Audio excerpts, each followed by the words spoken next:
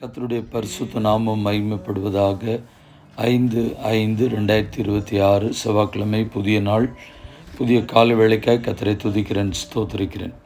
இந்த நாளுக்கான கர்த்தருடைய வார்த்தை யாத்திராகமம் 15ஆம் அதிகாரம் 26ஆம் வசனம்.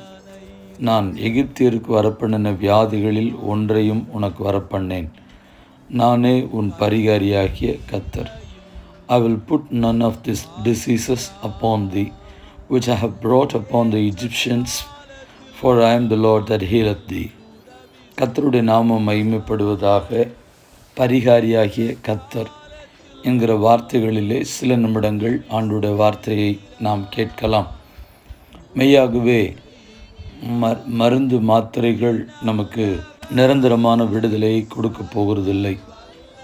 அது தற்காலிகமான ஒரு சுகத்தையும் விடுதலையும் தான் கொடுக்கிறது. ஆனால் நிரந்தரமாக தேவன் பரிபூர்ணமாக விடுதலையை ஆண்டவர் கொடுக்க முடியும். அதற்கு தான் ஆங்கிலத்தில் டிவைன் ஹீலிங் அப்படின்ற பெயர் கொடுக்கப்படுகிறது. தெய்வீக சுகம். அந்த தெய்வீக சுகத்தை இயேசு ஒருவர் தான் ஜனங்களுக்கு கொடுப்பதற்கு நல்லவராக இருக்கிறார். அதை குறித்து சில வசனங்களை சொல்லி இந்த நாளை நம்மை கர்த்தருடைய கரத்தில் ஒப்புக் கொடுக்கிறேன். உங்களுக்காகவும் நான் ஜெபிக்கிறேன். யாத்திரை 23ஆம் அதிகாரம் 25ஆம் வசனம். உங்கள் தேவனாகிய கர்த்தரையே சேவிக்க கடவீர்கள். அவர் உன் அப்பத்தையும் உன் தண்ணீரையும் ஆசீர்வதிப்பார். வியாதியை உன்னிலிருந்து விலக்குவேன் என்று கர்த்தருடைய வார்த்தை சொல்லப்பட்டிருக்கிறது. நாம் சாப்பிடுகிற சாப்பாட்டை, ஆகாரங்களை, தண்ணீரை ஆசீர்வதிக்கிறார். அது நிமித்தமாய் எந்த பலகீனங்களும் நோயும் அணுகாதபடியும் கர்த்தர் நம்மை காப்பதற்கு நல்லவராக இருக்கிறார். சங்கீதம் 41:3 சொல்கிறது, படுக்கையின் மேல் வியாதியாய் கிடக்கிற அவனை கர்த்தர் தாங்குவார். அவனுடைய வியாதியில் அவன் படுக்கை முழுவதையும் மாற்றி போடுவார். படுத்தே கிடப்பது ஆண்டவர் நோக்கம் அல்ல. ஆகையினால தான் பெதஸ்தா குளத்தண்டையில் படுத்திருந்த மனிதனுடைய வியாதி படுக்கையை ஆண்டவர் மாற்றினார். 1 அல்ல 2 அல்ல, 38 வருடமாய் பெதஸ்தா குளத்தண்டையில் படுத்திருந்த மனிதனுடைய படுக்கையை கர்த்தர் மாற்றி போட்டார். சங்கீதம் 103:3 சொல்கிறது, அவர் அக்கிரமங்களெல்லாம் மன்னித்து உன் நோய்களெல்லாம் குணமாக்கி. ஆகையினால தான் என் ஆத்மாவே நீ கர்த்தரை ஸ்தோத்திரி என்ற வார்த்தைகள் கொடுக்கப்பட்டிருக்கிறது. சங்கீதம் 147:3 சொல்கிறது, இருதயம் நறுங்குண்டவர்களை அவர் குணமாக்குகிறார். அவருடைய காயங்கள் எல்லாம் கர்த்தர் கட்டுகிறார். ஆண்டவர் குணமாக்குகிறவர், காயங்களை கட்டுகிறவர். தெய்வீக சுகம் ஆண்டவர் தேவ ஜனங்களாகி நமக்கு கர்த்தர் வைத்திருக்கிறார்.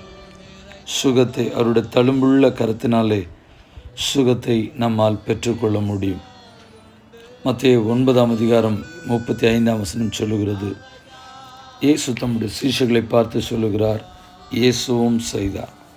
இயேசு சகல பட்டணங்களையும் கிராமங்களையும் சுற்றி நடந்து ஜெபாலயங்களில் உபதேசித்து ராஜ்யத்தின் சுவிசேஷத்தை பிரசங்கித்து ஜனங்களுக்கு உண்டாயிருந்த சகல வியாதிகளையும் சகல நோய்களையும் நீக்கி அவர்களை சுஸ்தமாக்கினார்.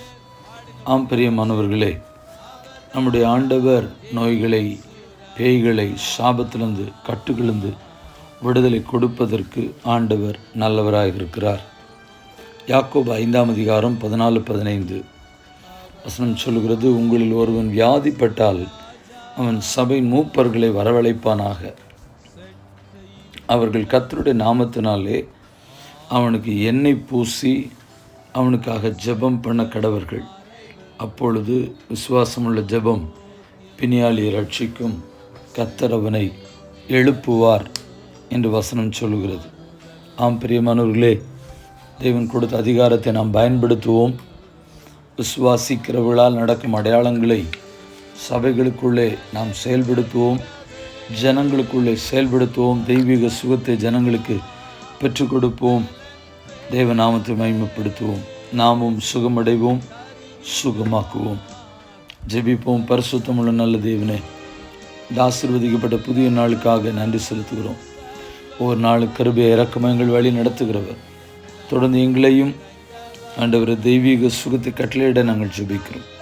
சுக பலன் ஆரோக்கியத்தை கொடுத்து தீமைகளுக்கு பொல்லாப்புகளுக்கு நீங்களாக்கி உடைய பலத்த கரத்தின் ஆளுகைக்குள்ளே எங்களை வழி நடத்த பிதா குமாரன் பரிசுத்தாவி நாமத்தினாலே ஜெபித்து ஜெபத்தை ஏறெடுக்கிறோம் எங்கள் பரிசுத்தமுள்ள நல்ல பிதாவே, ஆமேன். வாழ்த்துக்களுடன் ஜெபங்களுடன் பாஸ் Jebadas. WhatsApp 934-5353-730. May Jesus bless you all. ஏமான். நேற்று கேள்வியும் பதிலும் மீதியானியர் மேல் யுத்தம் பண்ண போகிற போது எங்களை அழைப்பிக்கவில்லையே, யார் யாரிடத்தில்? எப்ராயிம் மனுஷர் கிதியோனிடம் சொன்னது. நியாயாதிபதிகள் 8:3.